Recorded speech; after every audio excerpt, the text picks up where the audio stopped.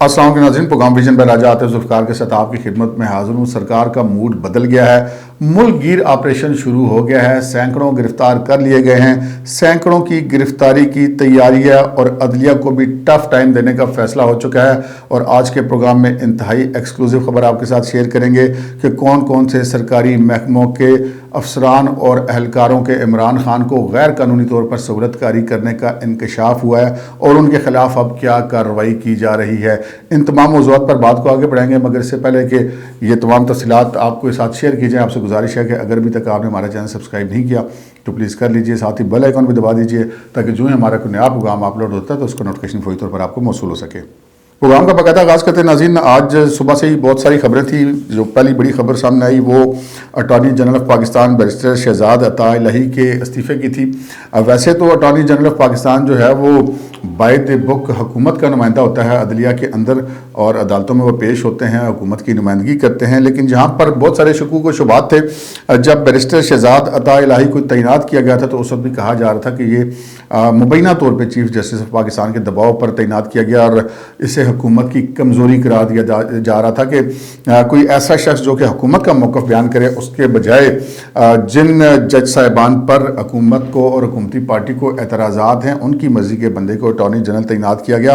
लेकिन जो मैंने आपसे अर्ज़ की प्रोग्राम के शुरू में कि हुकूमत का मूड अब बदल गया है और ये जो आज उनका इस्तीफ़ा है ये भी उस बदले हुए मूड ही की एक अलामत है। और अब ये तवक्को की जा रही है कि अब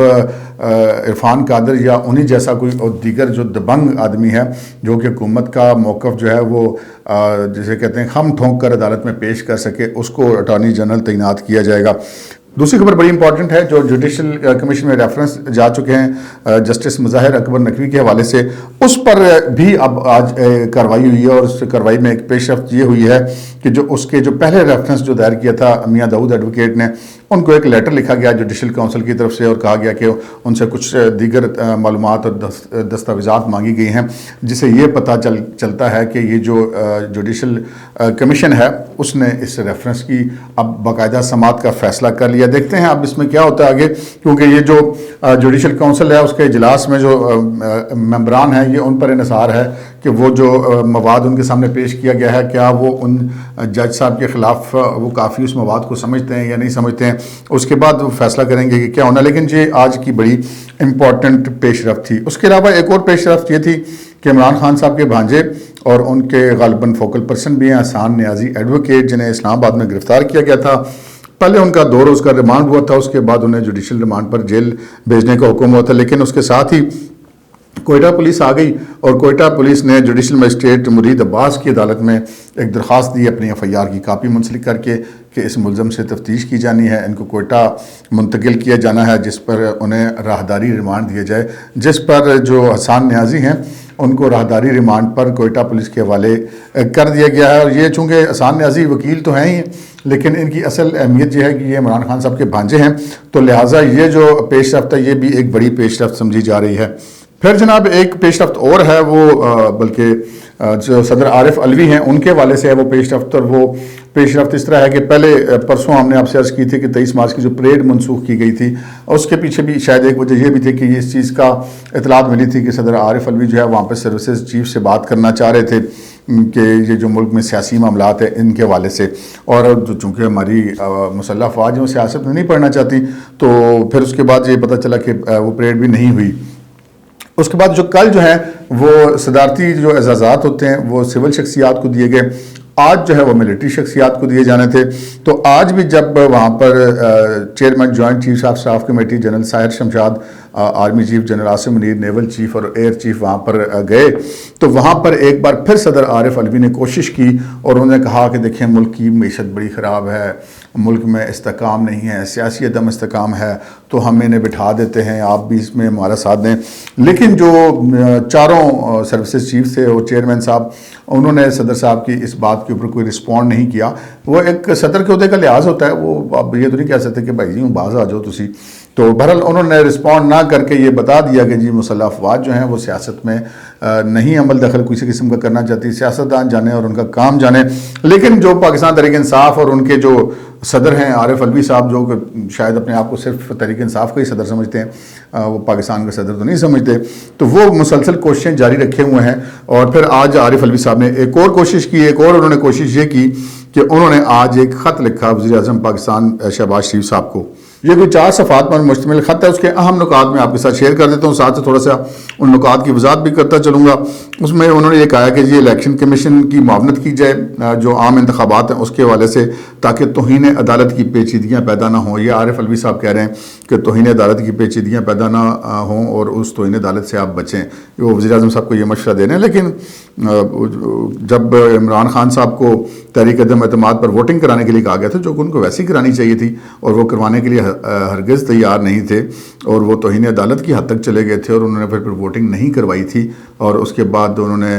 عارف الوی صاحب کو ایک سمری بھیج دی تھی، اور عارف الوی صاحب نے بجائے اس کے کہ ان سے یہ کہتے کہ جناب آپ آئین کے تحت اور پھر سپریم کورٹ کے حکم کے تحت آپ تحریک عدم اعتماد میں ووٹنگ کرائیں، اس کے بغیر تو آپ یہ سمری نہیں بھیج سکتے. لیکن وہ کہتے ہیں نا، وہ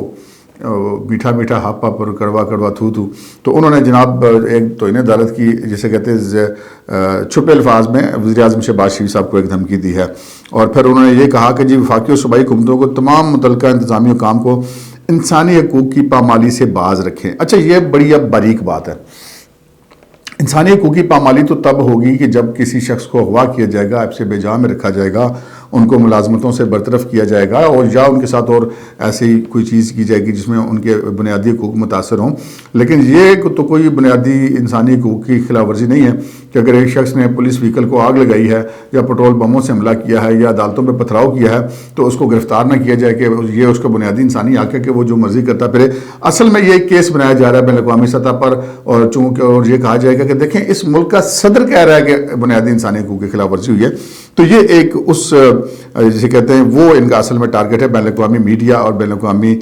جو دنیا ہے اس کو بتانے کے لیے یہ الفاظ لکھے گئے ہیں. اور پھر انہوں نے لکھا کہ ماضی قریب میں پرنٹ، الیکٹرانک اور سوشل میڈیا نے بنیادی انسانی حقوق کے خلاف واضح خلاف ورزیوں کے واقعات کو اجاگر کیا ہے. بالکل بھی ایسا کوئی واقعہ نہیں ہوا جی جس میں اجاگر کیا گیا بنیادی حقوق کی خلاف ورزیوں کو. اس لیے کہ بنیادی حقوق کی خلاف ورزی اب جو باقاعدہ بندہ گرفتار ہے اس کو عدالت میں پیش کیا جاتا ہے اور اس کے خلاف قانونی کارروائی ہوتی ہے، تو اس سے اس کے بنیادی حقوق متاثر نہیں ہوتے بلکہ اس کو بنیادی حقوق ملتے ہیں کہ اس کو پورا موقع ملتا ہے کہ وہ عدالت میں اپنا موقف پیش کرے، اپنی صفائی دے. البتہ عمران خان صاحب کے دور حکومت میں جو میڈیا کے ساتھ ہوا، صحافیوں کو گولیاں ماری گئیں، گھروں میں گھس کے مارا گیا، نوکریوں سے نکلوایا گیا. اب صدر صاحب اتنے اچھے ہیں تو ہے نہیں کہ ہم یہ کہیں کہ انہوں نے ان کی طرف اشارہ کیا ہے، لیکن ان کا اشارہ جو ہے موجودہ دور کی طرف ہے. اور پھر انہوں نے کہا کہ ایسے واقعات کے تدارک اور اصلاح کے لیے وزیر اعظم کے نوٹس میں لانے کی ضرورت تھی.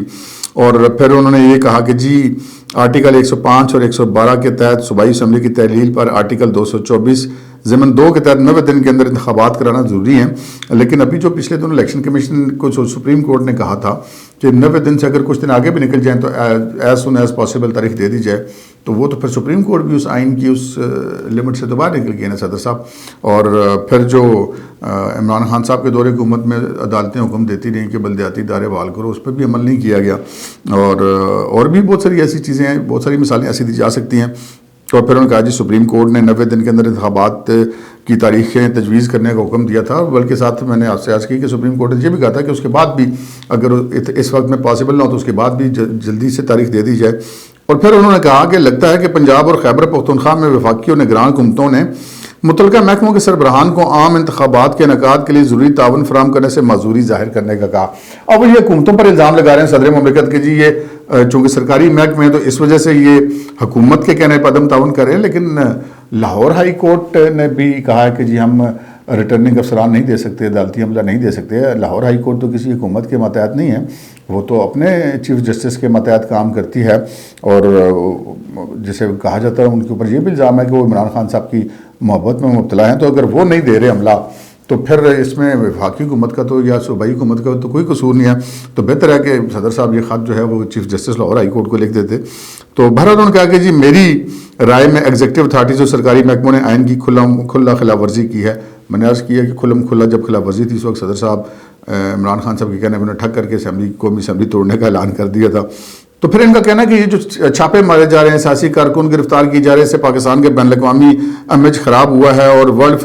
فریڈم انڈیکس میں ہے پاکستان 180 ممالک میں سے 145ویں نمبر پہ تھا، اور اب وہ 197 نمبر پہ آ گیا۔ میرا خیال ہے یہ عمران خان صاحب کے دور میں آ چکا ہوگا، یہ ابھی ایسی کوئی مزید اس میں کوئی نہیں ہے، اور ان کا کہنا ہے کہ حکومت کے اقدامات کی طرف سے یہ انڈیکس سے مزید نیچے جائے گا، یعنی کہ میری بات کی تصدیق ہو گئی۔ اور پھر ساتھ ہی وہ یہ مختلف اور بھی انہوں نے بہت ساری ایسی باتیں کی ہیں جس پر انہوں نے کہا کہ جی وزیر اعظم چونکہ حکومت کے سربراہ ہیں، اس ناطے آئین ان کے اوپر بہت ساری ذمہ داریاں عائد کرتا ہے۔ لیکن میرا ذاتی خیال یہ ہے کہ صدر مملکت کا یہ جو خط ہے، یہ جو ایک آج کل جاری کشمکش ہے، اس کا ایک حصہ ہے تاکہ بین الاقوامی جو ادارے ہیں ان کو بتایا جا سکے کہ دیکھیں جی صدر مملکت صاحب یہ خط لکھ رہے ہیں۔ آگے بڑھتے ہیں جی، ایک اور خبر سامنے آئی ہے، کچھ جو آپریشن جب ہوا تھا سرچ وارنٹ کے ساتھ،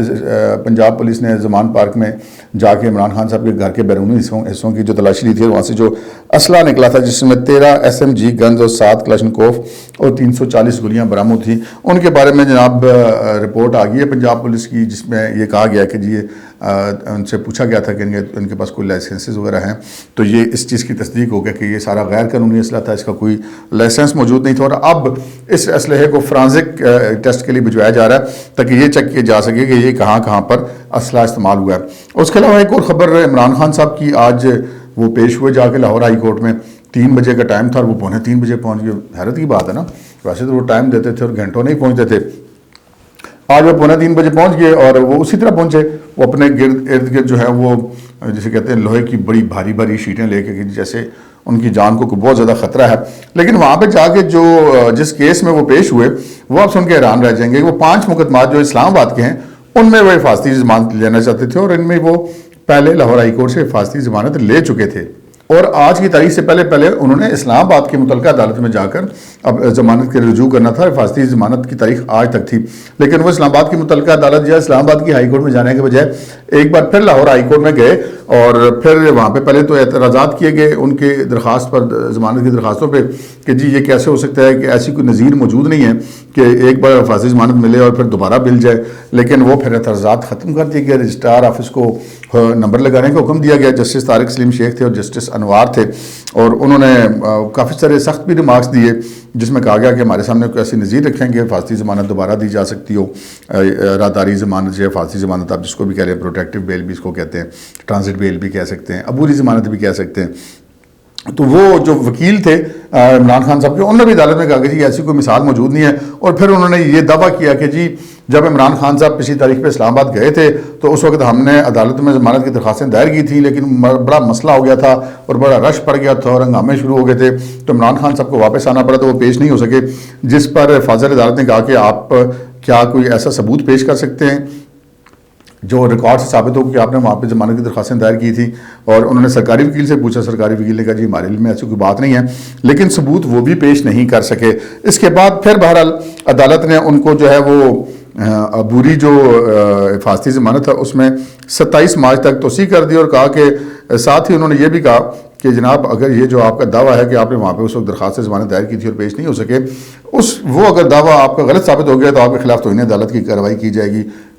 یا نہیں کی جائے گی، یہ بات کی بات ہے، لیکن دعویٰ انہوں نے یہ کر دیا ہے۔ اس کے بعد آتے ہیں جناب ہم دو اپنی ایکسکلوزیو خبروں کی طرف، وہ دونوں خبریں بڑی ایکسکلوزیو ہیں، اور وہ پہلی خبر تو یہ ہے کہ جناب ایک محکمہ ہے جس کا نام ہے ریسکیو 1122 پنجاب،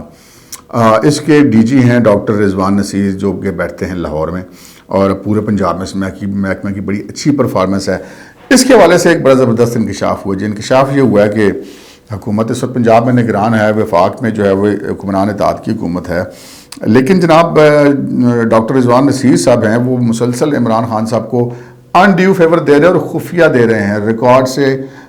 چھپا کر دے رہے ہیں۔ وہ کیا فیور دے رہے ہیں ابھی میں آپ کی خدمت میں پیش کرتا ہوں کچھ چیزیں جو آپ نام بھی بتاؤں گا۔ ایک جناب ایمبولینس ہے، اس ایمبولینس کا نمبر ہے RA42، یعنی کہ ریسکیو 1122 راولپنڈی کی یہ ایمبولینس ہے۔ یہ ایمبولینس پلیس تھی DHA ریسکیو اسٹیشن پر۔ یہ ایمبولینس اس وقت وہاں نہیں ہے اور یہ گزشتہ کئی ماہ سے بنی گالہ میں موجود ہے۔ میں زمان پارک کی بات نہیں کر رہا، میں بنی گالہ کی بات کر رہا ہوں جو کہ اسلام آباد کی حدود میں واقع ہے۔ وہاں پہ عمران خان صاحب موجود بھی نہیں ہیں کئی ماہ سے، 6-7 ماہ سے تو زیادہ ہو گیا ان کو زمان پارک میں رہتے ہوئے، تو وہاں پر یہ موجود ہے۔ اور پھر وہاں پر یہ پتہ چلا کہ جو ان کا سیکیورٹی کے انچارج ہیں بنی گالہ کے، کوئی غالباً ریٹائرڈ کرنل ہیں، ان کے حکم پر یہ جو وہیکل ہے ریسکیو 1122 پنجاب حکومت کی ملکیت،